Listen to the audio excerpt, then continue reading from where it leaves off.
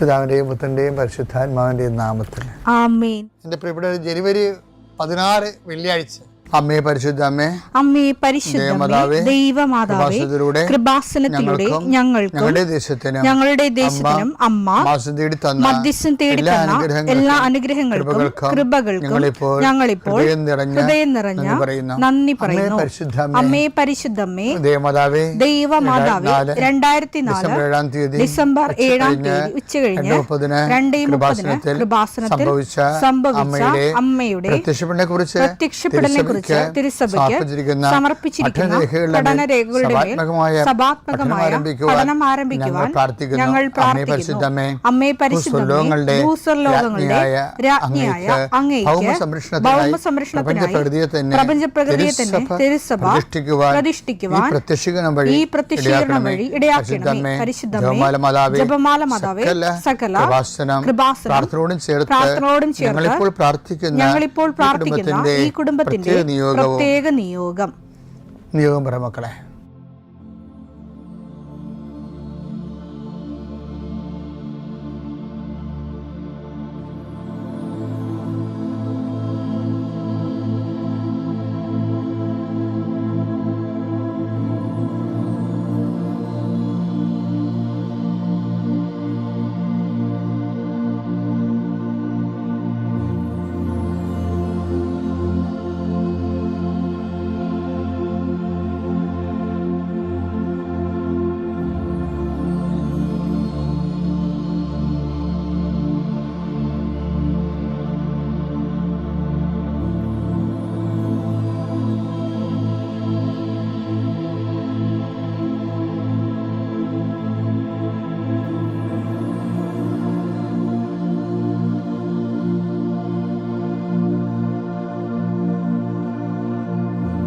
അമ്മയുടെ പ്രത്യക്ഷീകരണത്തിന്റെ ഈ അനുഗ്രഹവേളയിൽ ഞങ്ങൾക്ക് സാധിച്ചു തരുവാൻ കനിയണമേ. ആമേൻ. വിശ്വാസ പ്രമാണം. സർവശക്തനായ പിതാവും ആകാശത്തിന്റെയും ഭൂമിയുടെയും സൃഷ്ടാവുമായ ദൈവത്തിൽ ഞാൻ വിശ്വസിക്കുന്നു. അവിടുത്തെ ഏകപുത്രനും ഞങ്ങളുടെ കർത്താവുമായ ഈശോമിശിഹായിലും ഞാൻ വിശ്വസിക്കുന്നു. ഈ പുത്രൻ പരിശുദ്ധാത്മാവിനാൽ ഗർഭസ്ഥനായി കന്യകാമറിയത്തിൽ നിന്ന് പിറന്ന് പൊന്തിയോസ് പീലാത്തോസിന്റെ കാലത്ത് പീഡകൾ സഹിച്ച് കുരിശിൽ തറയ്ക്കപ്പെട്ട് മരിച്ച് അടക്കപ്പെട്ട് പാതാളങ്ങളിൽ ഇറങ്ങി മരിച്ചവരുടെ ഇടയിൽ നിന്ന് 3-ാം നാൾ ഉയർത്ത് സ്വർഗത്തിലേക്ക് എഴുന്നള്ളി സർവശക്തിയുള്ള പിതാവായ ദൈവത്തിന്റെ വലതുഭാഗത്തിരിക്കുന്നു.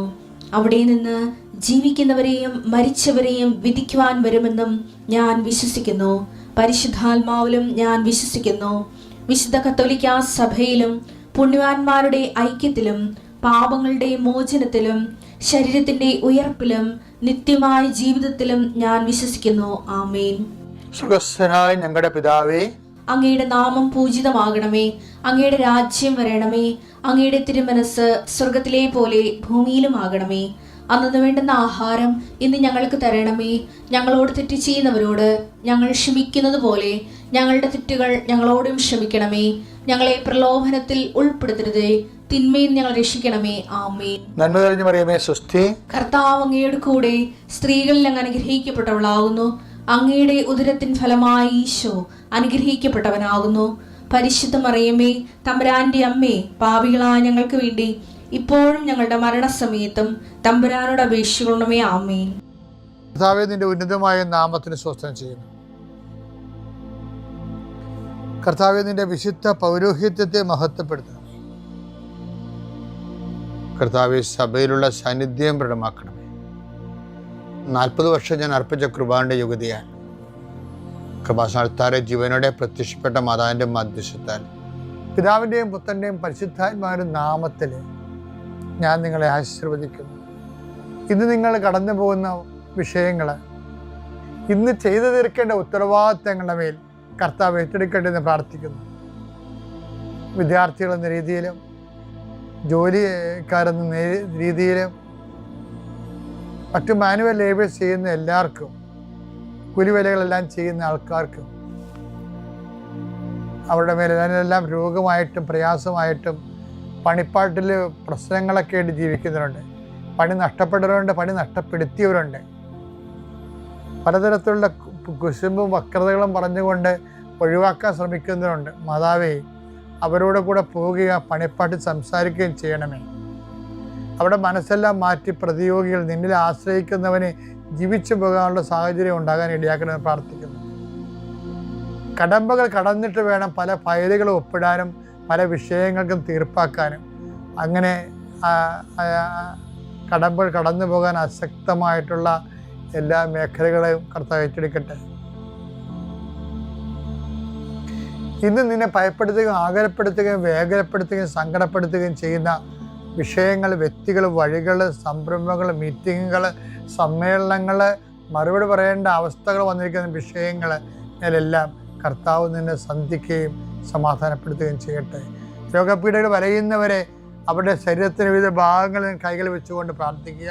എൻ്റെ കർത്താവിൻ്റെ ഉന്നതമായ നാമത്തിൽ, സഭയുടെ അധികാരത്തിൽ, കുരിശടയാളത്തിൽ, കൃപാസനത്താറെ ജീവനോടെ പ്രത്യക്ഷപ്പെട്ട മാതാവിൻ്റെ മധ്യസ്ഥത്തിന് രോഗപീഠകൾ ഈശ്വരനാമത്തിൽ സൗഖ്യം പ്രാപിക്കട്ടെ. എൻ്റെ പ്രിയപ്പെട്ടവരെ, നമ്മൾ ഇന്നലെ കണ്ടില്ലേ, എന്താ കണ്ടത്? ദൈവമായിട്ട് ഒരു താൽക്കാലിക റിലേഷൻസ് പാടാണെന്ന് പറഞ്ഞില്ലേ? അതിൻ്റെ കാരണം എന്താ? ഈ ടെമ്പററി റിലേഷൻസ് ഉണ്ടാക്കാൻ ഉദ്ദേശിക്കുന്നവർ പ്രാധാന്യം കൊടുക്കുന്ന ദൈവത്തിനായിരിക്കത്തില്ല, അവരുടെ ഏതെങ്കിലും വിഷയത്തിനായിരിക്കും. അതുകൊണ്ട് ഈശോ എന്നാ ചെയ്യണമെന്ന് വെച്ച് കഴിഞ്ഞാൽ, ഈ അനുഭവ അധിഷ്ഠിതമായ ഒരു ആധ്യാത്മികതയ്ക്ക് മുമ്പ് ഈശോ മുന്നോട്ട് വെക്കുന്ന ഒരു ന്യായം അറിവ് എന്ന അധിഷ്ഠിതമായ ആധ്യാത്മികതയാണ്. കാര്യം അറിവാണ് നമ്മൾ ബോധ്യം നൽകുന്നത്, ബോധ്യമാണ് സാക്ഷ്യം നൽകുന്നത്. അതുകൊണ്ട് ഈശോ മർക്കോസ് 6:34 അവൻ കരക്കിറങ്ങിയപ്പോൾ വലിയൊരു ജനക്കൂട്ടത്തെ കണ്ടു. അവരോട് അവന് അനുകമ്പ തോന്നി. അപ്പൊ നേരത്തെ ഇന്നലെ പറഞ്ഞത് ജനക്കൂട്ടത്തെ കണ്ടപ്പോൾ അവൻ ക്യാൻസൽ ചെയ്തെന്നാ പറഞ്ഞത്. ഇപ്പോഴെന്താണ് സംഭവിക്കുന്നത്? ജനക്കൂട്ടത്തെ അവൻ അഡ്രസ് ചെയ്യാനുണ്ട്. അനുകമ്പ തോന്നി. കാരണം അവർ ഇടയനില്ലാത്ത ആട്ടിൻപറ്റം പോലെയായിരുന്നു. അവൻ അവരെ പല കാര്യങ്ങളും പഠിപ്പിക്കാൻ തുടങ്ങി. ഇവിടെ പഠനത്തിനാണ് പ്രാധാന്യം. ഇനി അത് കഴിയുമ്പോൾ എന്താ സംഭവിക്കണം നോക്കിയേ. നേരം വൈകിയപ്പോൾ അത് പഠിപ്പിച്ചു. നേരം വൈകിയപ്പോൾ ശിഷ്യന്മാർ അവന്റെ അടുത്ത് വന്ന് പറഞ്ഞു, ഇത് ഒരു വിജന പ്രദേശമാണ്, സമയവും വൈകിയിരിക്കുന്നു. ചുറ്റുമുള്ള നാട്ടിൻപുറങ്ങളിലും ഗ്രാമങ്ങളിലും ചെന്ന് എന്തെങ്കിലും വാങ്ങി ഭക്ഷിക്കാൻ അവരെ പറഞ്ഞയക്കുക. അവൻ പ്രതിവചിച്ചു, നിങ്ങൾ തന്നെ അവർക്ക് ഭക്ഷിക്കാൻ. വചനം നമ്മൾ കേട്ട് കഴിഞ്ഞാൽ പിന്നെ ദൈവത്തിൻ്റെ ഒരു ബാധ്യതയാണ് നമ്മുടെ ഭൗതിക സാഹചര്യങ്ങളെ ക്രമീകരിക്കുന്നത്. അപ്പം നമ്മുടെ ഒരു ബുദ്ധി എന്തായിരിക്കണം? ആദ്യം വചനം, നമ്മുടെ ഭൗതിക സാഹചര്യങ്ങളെ ദൈവത്തിനെ കൊണ്ട് അഡ്രസ്സ് ചെയ്യണമെങ്കിൽ എന്ത് ചെയ്യണം? നമ്മൾ ആദ്യം വചനങ്ങൾ കേട്ട് നമ്മുടെ വിഷയത്തെക്കാൾ നമ്മുടെ വിഷയം ദൈവത്തിനാണെന്നുള്ളത് ദൈവത്തിന് മനസ്സിലാകണം. ഭയങ്കര സീരിയസ് വിഷയമാണ്.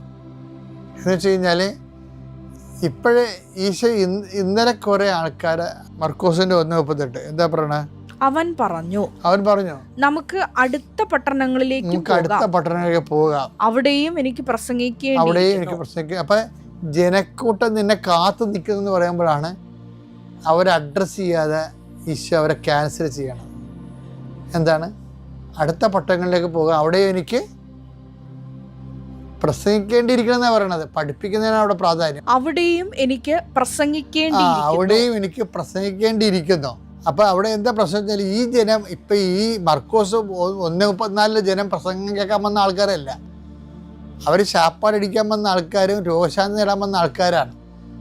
ആ കർത്താവിൻ്റെ വചനം കേൾക്കാതെ ചുമ്മാ അനുഗ്രഹത്തിന് വേണ്ടി മാത്രം വന്നവരെ അഡ്രസ്സ് ചെയ്യാൻ ഈശോ തയ്യാറല്ല. അത് ഈശോയുടെ മനുഷ്യത്വത്തിനെതിരെയുള്ള ഒരു വെല്ലുവിളിയൊന്നുമല്ല. മറിച്ചെന്താണ്? അടുത്ത സ്ഥലത്ത് ചെല്ലുമ്പോൾ കർത്താവിനെ സ്വീകരിക്കാൻ തയ്യാറുള്ളവർ, കർത്താവിൻ്റെ വചനം കേൾക്കാൻ തയ്യാറുള്ളവരെ ആണ് ഈശോ ആ ജനക്കൂട്ടത്തെ കാണുമ്പോൾ എന്താണ് മർക്കോസ് 6:34 പറയണ, ആ ജനക്കൂട്ടത്തെ കണ്ടപ്പോൾ അവർക്ക് അവനോട് അനുകമ്പ തോന്നി. അപ്പോഴേ എന്താ അനുകമ്പ തോന്നിയെന്ന് വെച്ച് കഴിഞ്ഞാൽ അവർ വളരെ കാര്യങ്ങൾ അവനെ പഠിപ്പിക്കാൻ തുടങ്ങി. അപ്പോൾ അവർക്ക് ഭൗതികമായ ആവശ്യങ്ങളുണ്ട്, പക്ഷെ ആ ജനങ്ങൾക്ക് കർത്താവിൻ്റെ വചനം കേൾക്കാൻ താല്പര്യമുണ്ട്. അപ്പോൾ വചനം കേൾക്കാൻ താല്പര്യമുള്ളവർ ആരെയാണ് അന്വേഷിക്കുന്നത്? ദൈവത്തെയാണ് അന്വേഷിക്കുന്നത്. അപ്പോൾ ദൈവത്തെ അടിസ്ഥാനപ്പെടുത്തി അന്വേഷിച്ചാൽ ഭൗതിക വിഷയങ്ങൾക്കെല്ലാം ഒരു സമാധാനം ദൈവം ഉണ്ടാക്കിക്കൊള്ളും. അതിനാണ് ഉടമ്പടി എന്ന് പറയണത്. ഉടമ്പടിയിൽ ദൈവം ആൾക്കാരെന്താ ചെയ്യണത്? ദൈവത്തിൻ്റെ വചനങ്ങൾ. ഇപ്പം നിങ്ങൾ പള്ളിയിലെ ഏവങ്കേലി എടുത്ത് മാറ്റിയിട്ട് അച്ഛനെ പ്രസംഗം കഴിഞ്ഞിട്ട് കുർബാനക്ക് പോകാമെന്ന് പറഞ്ഞില്ലേ? ചില പ്രസംഗ കഥകളൊക്കെ പറയുന്നവരെ ഞാൻ കണ്ടിട്ടുണ്ട്. അതായത് ചെറിയ കോമഡി പറയും. ഈ കോമഡിയും പ്രസംഗ കഥകളും പറഞ്ഞിട്ട് കാര്യമില്ല. ആൾക്കാരെ പിടിച്ചിരുത്തേണ്ടത് ക്രിസ്തുവാണ് പിടിച്ചിരുത്തേണ്ടത്. ശരിക്കും പറഞ്ഞു നമ്മുടെ പൊളിച്ച തമാശകളല്ല പിടിച്ചിരുത്തേണ്ടത്. അങ്ങനെ പിടിച്ചിരുത്താൻ ജനങ്ങൾ അത് ജഡികരാണ്. നമുക്ക് ജഡികരെ ഇങ്ങനെ ഇക്കിളി കൊണ്ട് ചിരിക്കണ ആൾക്കാരെ ഉണ്ടാക്കിയെടുത്തിട്ട് സഭയ്ക്ക് വല്ലതൊന്നും കാണിക്കാനില്ല. സഭയ്ക്ക് സാക്ഷികളെയാണ് കാണിക്കേണ്ടത്. അത് 10 പേരെങ്കിൽ 10 പേര് സാക്ഷികളാകണവർ. അതിനെന്താണ്? ചിലപ്പോൾ 1000 പേരോട് നമ്മൾ സംസാരിക്കും, 10 പേരെ നമുക്ക് ക്രിസ്തുവിനെ അവരൊക്കെ കിട്ടത്തുള്ളൂ. ആ 10 പേരെ നമ്മൾ ഈ 1000 പേര് അഡ്രസ്സ് ചെയ്യണത്. പക്ഷെ അവർ വിശ്വാസത്തിൽ ചൈതന്യം പ്രാപിച്ചവരായിരിക്കും.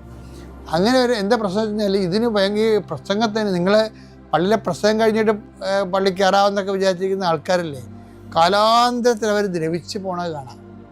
എന്താ കാര്യം? സംരക്ഷണം പോലും കിട്ടത്തില്ല. അവർക്കിതൊന്നും ആവശ്യമില്ല. ഇവർ നാട്ടുകാരെ ബോധിപ്പിക്കാൻ വേണ്ടി ചുമ്മാ വന്ന് നിൽക്കണേ ഉള്ളൂ. കുറച്ച് പേരെ അല്ലെന്ന് കുറച്ച് കഴിയുമ്പോൾ മനസ്സൊക്കെ വന്ന് ദൈവം കൃപ കൊടുത്തിട്ടുണ്ടെങ്കിൽ രക്ഷപ്പെട്ടു വരും. കുറച്ച് പേര് ഒരുപ്പൊക്കെ പോവുകയും ചെയ്യും. അതൊക്കെ നമ്മളെല്ലാവരും ഇടവേ കാണുന്ന കാര്യങ്ങളാണ്, പുതിയ കാര്യങ്ങളൊന്നും അല്ലത്. അതുകൊണ്ട് കർത്താവിൻ്റെ വചനത്തോട് ഭയം ഉണ്ടാകണം, അത് കേൾക്കാനുള്ള കൊതിയും ഉണ്ടാകണം, അത് നടപ്പിൽ വരുത്താനുള്ള തീഷ്ണത ഉണ്ടാകണം. അപ്പോൾ ദൈവത്തിൻ്റെ ആളാണ് ദൈവത്തിന് തോന്നണം. എന്നാൽ പിന്നെ നമ്മുടെ വിഷയങ്ങളെല്ലാം ദൈവത്തിൻ്റെതാകും. അതാണ് ഈ മർക്കോസ് 1:34 മർക്കോസ് 6:34 തമ്മിൽ ഉള്ള ബന്ധം എന്ന് പറഞ്ഞാൽ. തമ്മിലൊന്ന് കൂട്ടി ഒന്ന് വായിച്ച് നോക്കിയേക്കണം കേട്ടോ.